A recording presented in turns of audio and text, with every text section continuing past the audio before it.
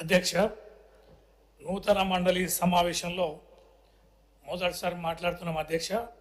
అది రైతుల మీద మాట్లాడే అవకాశం వచ్చింది. ఈ మండలి ఏర్పాటులో మీ పాత్ర చాలా కీలకమైంది. ఈ సందర్భంగా మీకు కృతజ్ఞతలు తెలియజేస్తూ ఈ అవకాశం ఇచ్చినందుకు మీకు ధన్యవాదాలు తెలియజేస్తున్నాను అధ్యక్ష.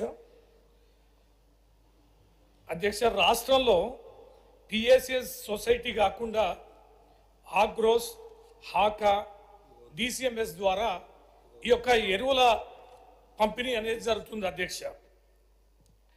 దీంట్లో కేవలం ఒక పిఎస్సిఎస్కి తప్ప మిగతా వాటికి రవాణా సౌకర్యం కల్పించడం లేదు అధ్యక్ష. అన్నదాతకు అండగా ఉంటామనే ప్రభుత్వం ఎరువుల పంపిణీలో ఇలాంటి వ్యత్యాసాలను తొలగించాలనేది నా విజ్ఞప్తి అధ్యక్ష. కేవలం సొసైటీలకే పరిమితం కాకుండా ప్రభుత్వ అనుబంధ సంస్థలన్నింటికి కూడా మరి ఈ రకమైనటువంటి రవాణా సౌకర్యాన్ని కల్పించాలని నేను విజ్ఞప్తి చేస్తున్నా అధ్యక్ష. అయితే ఈ ఎరువులకు సంబంధించి మరి అనేక విషయాలు, బాధాకరమైన విషయాలు మేము గ్రౌండ్లో చూస్తున్నాం అధ్యక్ష. గౌరవ మంత్రి గారి స్టేట్మెంట్లు కూడా మేము చూస్తూనే ఉన్నాం. చాలాసార్లు సరిగా ఉందని, సక్రమంగా అందిస్తున్నామని, యాప్ కూడా బాగా పనిచేస్తుందని, కాస్త ఎరువులను కూడా ఎక్కువ వాడుతున్నారు, తగ్గించుకోమనమని, ఈ రకమైన అనేక సందేశాలు కూడా ఈ యొక్క వ్యవసాయ శాఖ ద్వారా, మంత్రి గారి ద్వారా, మీ మీడియా సంస్థల ద్వారా వింటున్నాం అధ్యక్ష. కానీ గత మా ప్రభుత్వంలో అయితే ఎక్కడ ఏ రకమైనటువంటి కండిషన్స్ లేవు అధ్యక్ష. ఇదే పంట పండింది, ఇదే రైతులు ఉన్నారు, ఇదే ఏరియా ఉంది, కానీ ఎరువుల కొరత ఎప్పుడు కూడా రాలేదు అధ్యక్ష. యాప్ అనే సిస్టమ్ పెట్టి ఎంత నరకం అనుభవిస్తున్నారు రైతులు అనేది ప్రత్యక్షంగా చూసిన వారికి అర్థమైంది అధ్యక్ష. మరి వారి అధికారులు ఏ రకమైన సమాచారం ఇస్తున్నారో, మరి వారి పార్టీ క్యాడర్ ఏ రకమైన సమాచారం ఇస్తున్నారో మనకు తెలియదు. కానీ మీరు కూడా వ్యవసాయంలో ఉన్నారు అధ్యక్ష. మన సొంత వ్యవసాయానికి నేనే ఒక రోజంతా యాప్ ద్వారా ఎరువును బుక్ చేసుకోవడానికి స్లాట్ బుకింగ్ చాలా ఇబ్బంది అయింది అధ్యక్ష. చాలా మంది నిన్న మొన్న రైతులు కూడా చెప్తున్నారు, పట్టా పాస్బుక్ ద్వారా అనుసంధానమైన నెంబర్ ఉంటేనే ఈ స్లాట్ బుకింగ్ అనేది సాధ్యమవుతుంది అధ్యక్ష. అలా కనుక నెంబర్ మారితే ఇప్పుడు కొత్త నెంబర్ ద్వారా స్లాట్ బుకింగ్ అనేది చాలా కష్టమవుతుంది, చాలా ఇబ్బందికరం కూడా అవుతున్నది. తర్వాత అధ్యక్ష, ఇప్పుడు 6 లక్షల పైన ఎకరాలకు పైన మొక్కజొన్న పంట అనేది పండుతున్నది. మొక్కజొన్నకి వరికి వేరియేషన్ ఉంది అధ్యక్ష. ఎరువుల వాడకంలో వరికి ఉన్న దానికంటే మొక్కజొన్న ఎక్కువ పెరుగుతుంది, ఎక్కువ బలంగా పెరగాలి కాబట్టి ఎరువుల ఉపయోగం కూడా ఎక్కువ ఉంది అధ్యక్ష. పంట దిగుబడి కూడా బాగుంది. రైతులు ఒక క్రాప్ పొలం వేసుకొని వరి వేసుకొని ఇంకో క్రాప్కు మొక్కజొన్నకు అలవాటు పడినారు అధ్యక్ష. ఇక ఇవాళ జరిగిన ధర్నా ఈ యొక్క గ్రీన్ కార్డ్ వేసుకోవడంలో ఉద్దేశం కూడా ఇలా మొక్కజొన్న దాని మీద మేము చాలా ఇబ్బందికరంగా రైతుల ద్వారా సమాచారం 1400, 1500 కొంటారు అధ్యక్ష. ఎరువులు ఇయ్యక మరి పంట అరకొరగా పండిన పంటకి అది వ్యవసాయానికి ప్రత్యామ్నాయ పంట రైతులు ఒక మంచి ఉద్దేశంతో వేసుకుంటే ఆ పంటని కొనుగోలు చేయరు. దానికి మద్దతు ధరకి మార్కెట్లు వెంటనే చర్యలు చేపట్టారు.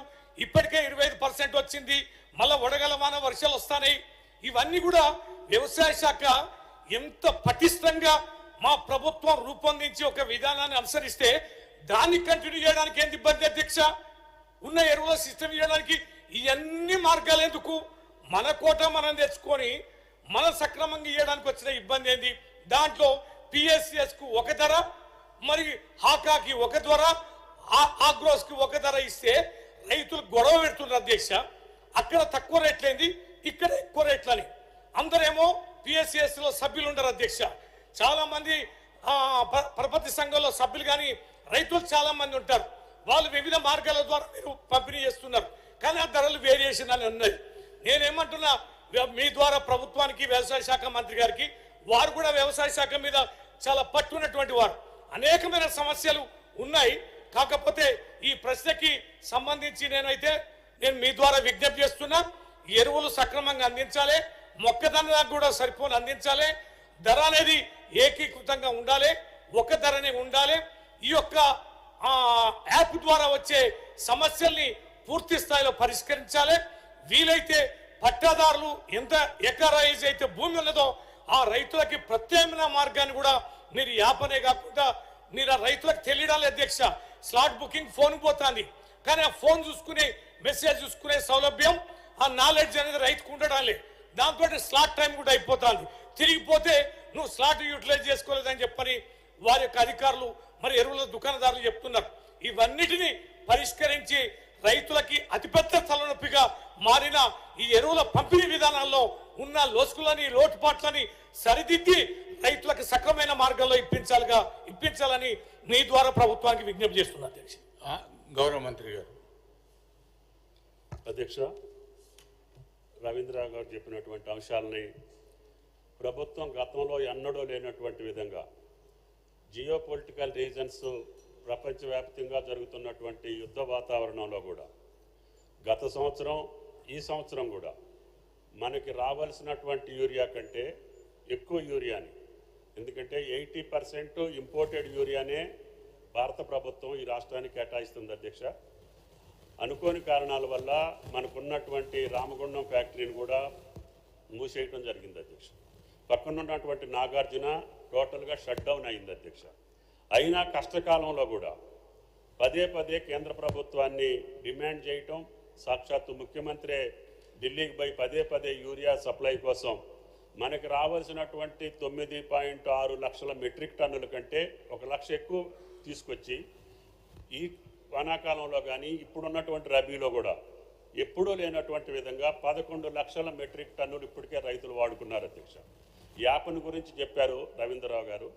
మొన్న పత్తి అమ్మకాల్లో కూడా మనం కేంద్ర ప్రభుత్వం యాప్ అప్లై చేస్తే ఎక్కడా రద్దీ లేకుండా స్లాట్ బుక్ చేసుకున్నటువంటి చిన్న సన్నకారు గిరిజన రైతులు కూడా పత్తిని సానుకూలంగా అమ్ముకున్నటువంటి పరిస్థితిని పరిశీలించిన తర్వాత యూరియాలో కూడా క్యూ సిస్టమ్ అనేది ఉండకూడదు, ఎవరు ఇంటి దగ్గర నుంచే బుక్ చేసుకొని అదే టయానికి వెళ్ళి తెచ్చుకునేటటువంటి విధంగా రూపకల్పన చేశాం.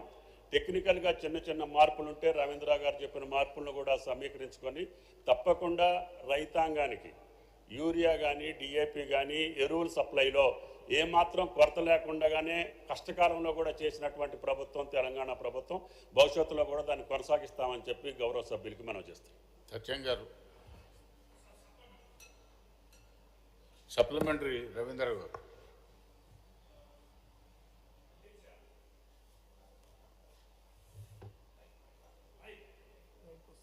అధ్యక్ష, అదే మంత్రి గారు ఒకటే ధోరణి, క్యూ లైన్లో ఉండడానికి అవకాశం లేకుండా రైతులు ఏదో కంఫర్టబుల్గా ఉంచడానికి మేము ఈ సిస్టమ్ అని అవలంబించారు.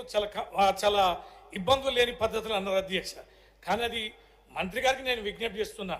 నేను మహబూబాబాద్ లాంటి వ్యవసాయ జిల్లాలో ఉన్న నేను రైతుని, ప్రజాక్షేత్రంలో పొద్దులేస్తే ఉండేవాడిని.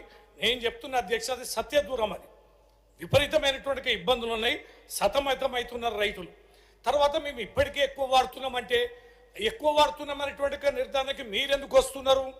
మరి రైతులు అంటే ఎక్కువ వాడుతున్నారనే మెసేజ్ని మీరు ఈ రకమైన సంకేతం ద్వారా భర్తీ చేయాలని చూస్తున్నారు. ఇది సరైనది కాదు అధ్యక్ష. రైతులు డబ్బులు ఖర్చు పెట్టి కొంటున్నారు. ఏ పుణ్యానికి ప్రభుత్వం మేము ఇవ్వడం లేదు అధ్యక్ష, డబ్బులు పెట్టే కొంటున్నారు. అది ఉచిత స్కీమ్ పథకమేం కాదు. మీరు క్యూలలో నిలబడితే ఇబ్బందులు వస్తాయని యాప్ను పెట్టడానికి, లేదా మేము ఇప్పుడు పోయినసారి కంటే గతంలో కంటే ఎక్కువనే ఇచ్చినాం అనడానికి ఏం పద్ధతి అధ్యక్ష?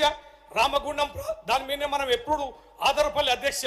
పోవాలి, ఢిల్లీలో కూర్చోవాలి, మన కోట ఎంత, మన డిమాండ్ ఎంత, మొదలే మీకు ప్లానింగ్ ఉండాలి. మీకు విత్తనాల మీద మీకు ధ్యాస ఉండదు, మీకు పంట ఎంత వస్తుందో ధ్యాస ఉండదు, కొనుగోలు ఎప్పుడు మొదలు పెట్టాలో ధ్యాస ఉండదు, డబ్బులు ఎప్పుడు ఇవ్వాలో ధ్యాస ఉండదు, ఎరువులు ఎప్పుడు ఎంత ప్రకృతి చేయాలో ధ్యాస ఉండదు. ఇవన్నీ ప్లానింగ్ ఉండాలి అధ్యక్ష. ఇవన్నీ మరి తగిన విధంగా రూపొందించుకోవాలని మీ ద్వారా విజ్ఞప్తి చేస్తున్నాను అధ్యక్ష. సరే, మంత్రి గారు ఈ ఎరువులకు సంబంధించిన అంశంలో చెప్పాడు కానీ